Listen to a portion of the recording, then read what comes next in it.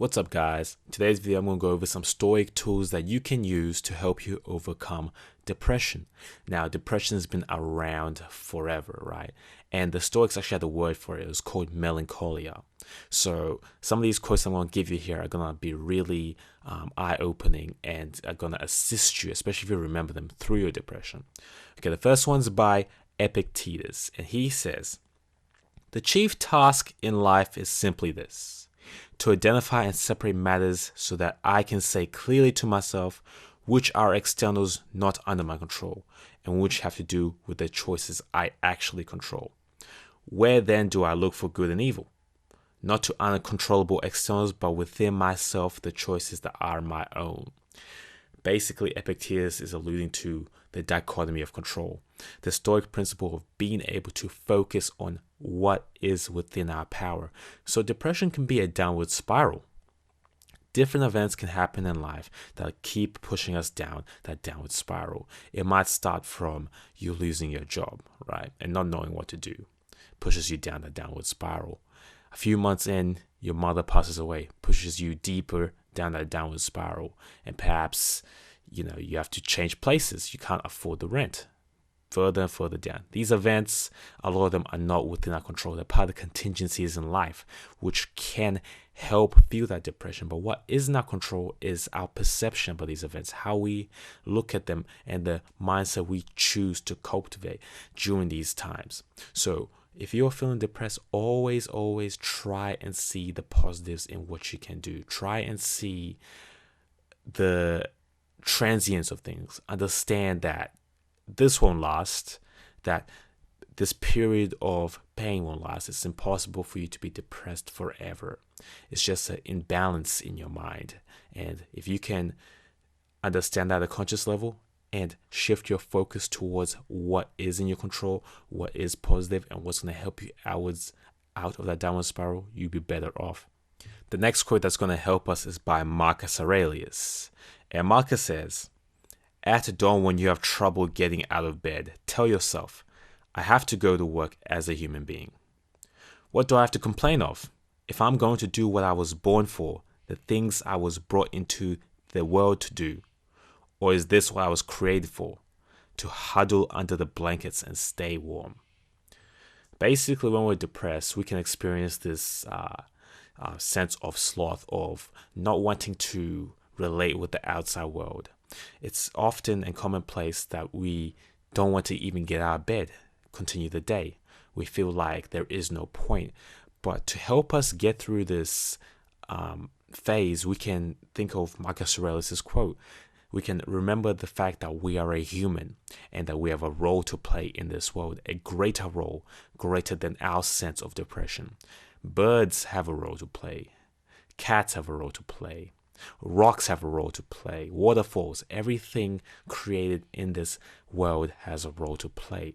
They all play their individual parts, and that's what makes the totality of the universe roll. So if you are staying in bed in your blankets, you are disrespecting your role as a human being. You're not being a functional member of society. You're not contributing to anything. So sometimes it's a good idea to always refer back to this, to just play your part and play it well. Seneca offers some really good advice that we can use to overcome depression.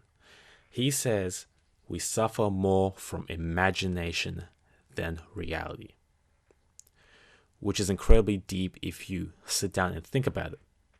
Now, the depressed person, they tend to turn trivial matters, mundane everyday matters, into something much larger than it needs to be. Things that can ruin their week, their day, their year. For example, let's say you had a friend who texted you and said, "Hey, I know we had plans today, but we can't hang out. I'm busy. I have stuff to do." Under normal circumstances, you wouldn't think twice about this. You just reschedule and go on with your day. The depressed person looks at every event that occurs in life with a magnifying glass, and they internalize every event and turn it into a problem with them. So their friend not hanging out with them becomes a huge issue. They start to think of all the times when other people didn't hang out with them. They start to think about how they don't deserve love, about their dysfunctional traits, it becomes this huge feedback loop where they love fueling the depression, and they keep going further and further down that downward spiral, and it becomes habitual now, and it's not a good thing. So what Seneca invites us to do is to observe our impressions, to not literally take all our thoughts at face value, to use some Socratic questioning to see if what we think is happening is true. So ask yourself, is this thought or imagination a true representation of what's happening?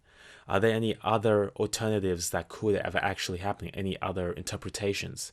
Am I perceiving this wrong? Am I blinded by some emotion? Ask yourself these things before you jump to conclusions, before you let the downward spiral consume you. All right, so my good friend Josh from the Pinnacle of Man YouTube channel has made a video that discusses some of the common myths about depression and also goes into detail about some of the signs that you might have if you are actually depressed. So I'm going to play a little bit of that right now. Fine, but like, can you just like get rid of the depression? It's not really like an illness, is it? Now, some experts will make you believe that you don't really have depression. You can just kind of get rid of it.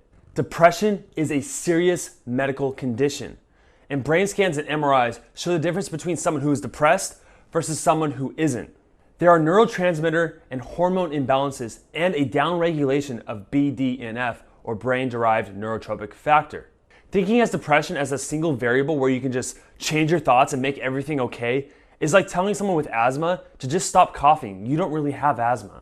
This minimizes the already little motivation people with depression already have to go seek help. Now, if you like Josh's video and if you like my video, make sure you subscribe to his channel and subscribe to mine. I'll be making plenty more videos in the future. Peace.